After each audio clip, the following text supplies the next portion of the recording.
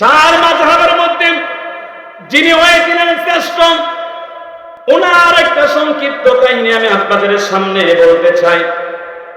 উনি যখন লেখাপড়া করতেন, আগের যুগে আরব দেশের মধ্যে কোনো গাছগাছালি ছিল না, মরুভূমি ছিল, বালি ছিল। উনি অনেক কষ্ট করে মাদ্রাসার মধ্যে যাইতেন। বাবারা আমার, বন্ধুরা আমার, গভীর মনোযোগ। উনি যখন মাদ্রাসার মধ্যে যাইতেন, ওনার উস্তাদ দেখতেন, দেখতেছে ওনার পা গুলো সুন্দর করে জমিনের মধ্যে পালাইতে পারে নাই, হাঁটতে পারে নাই। গরমের তাপে ওনার পায়ের মধ্যে টোয়া উঠে গেছে। হুজুর ডাক দিলেন, অনুমান বিন সাবিত, তোমার পা সমস্যা কি? উনি বলতেছেন, হুজুর, গরমের মধ্যে যখন হাঁটে আসি, বালুর তাপে আমার পায়ের মধ্যে সমস্যা হয়েছে। উস্তাদ উনাকে অনেক মহব্বত করতেন, ভালোবাসতেন। আগের দিনে ছিল কাপড়ের জুতা ছিল, পরিধান করত।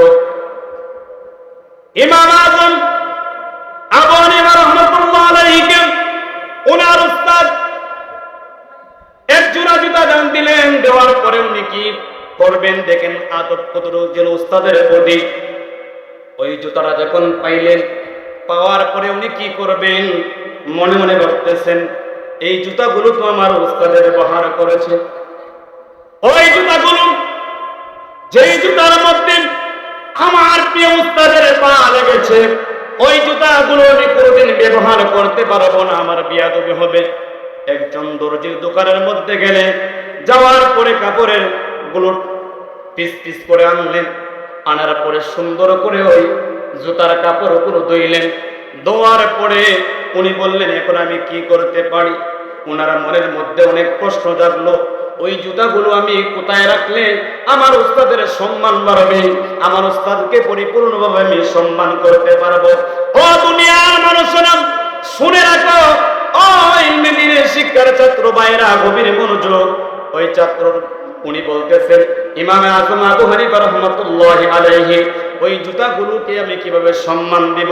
দর্জির দোকানের মধ্যে গেলেন, যাওয়ার পরে বলতেছেন, ওই এটাকে তুমি পাট পাট করে আমার জন্য একটা টুপি বানায়া দাও। মাথা টুপি ছিল কোথায়? পায়ে। পরের দিন যখন মাদ্রাসার মধ্যে গেলেন, আবার দেখতেছেন ইমাম আযম আবু হানিফা রাহমাতুল্লাহি আলাইহি আবারও পায়ের মধ্যে সমস্যা। উস্তাদ ওনাকে ডাক দিলেন, বাবা, আমি না তোমাকে এক জোড়া জুতা দান করেছি, তুমি এটা পরে আসবা। উনি চোখের পানি ছেড়ে ছেড়ে বলতেছে, হুজুর, যেই জুতা আপনি ব্যবহার করেছেন, আমার বুদ্ধি বিবেকে তো বাধা দেয়। আমার উস্তাদ যেই জুতাগুলো ব্যবহার করেছে, কোন সাহসে কিভাবে আমি আমার পায়ের মধ্যে লাগাই? হুজুর গো, আমার বিয়াদবি মাফ করবেন। ওই জুতাগুলো আমি পরিষ্কার করে দর্জির দোকান থেকে আমার মাথার মধ্যে যা দেখতেছেন টুপিটা, সেই জুতার কাপড়গুলো, জুড়ে বলুন সুবহানাল্লাহ। ইমাম আযম আবু হানিফা রাহমাতুল্লাহি আলাইহি উস্তাদ খুশি হয়ে গেলেন, ওনার বুকের মধ্যে জড়িয়ে ধরলেন, বলতেছেন, যাও যাও, আমি তোমাকে দোয়া করে দিলাম, আল্লাহ যেন তোমাকে জগৎ বিখ্যাত আলেম হিসেবে কবুল করে নেয়। জোরে বলুন সুবহানাল্লাহ। আমার অনুরোধ থাকবে, সকলে যেন আমরা উস্তাদের প্রতি ভালোবাসা থাকে এবং আদব সহকারে আমরা লেখাপড়া করতে পারি। আল্লাহ রাব্বুল আলামিন আপনি আমাকে যেন তৌফিক দান করে, সকলে আল্লাহুম্মা আমিন। ওয়া আখিরু দাওয়ানা আনিল হামদুলিল্লাহি রাব্বিল আলামিন। সকলে আপনারা আমাদের জন্য দোয়া করবেন।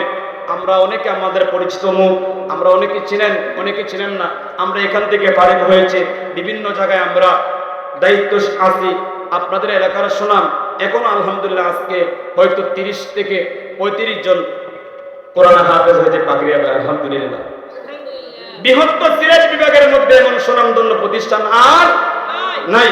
আমরা দোয়া করি আপনারা যেভাবে সহযোগিতা করতেছেন, কিয়ামত পর্যন্ত এই মাদ্রাসাটা কায়েম এবং দায়েম রাখে। সকলে আল্লাহুম্মা আমিন। ওয়া আখিরু দাওয়ানা আনিল হামদুলিল্লাহি রাব্বিল আলামিন। ওয়াসসালামু আলাইকুম ওয়া রাহমাতুল্লাহি তাআলা ওয়া বারাকাতুহু।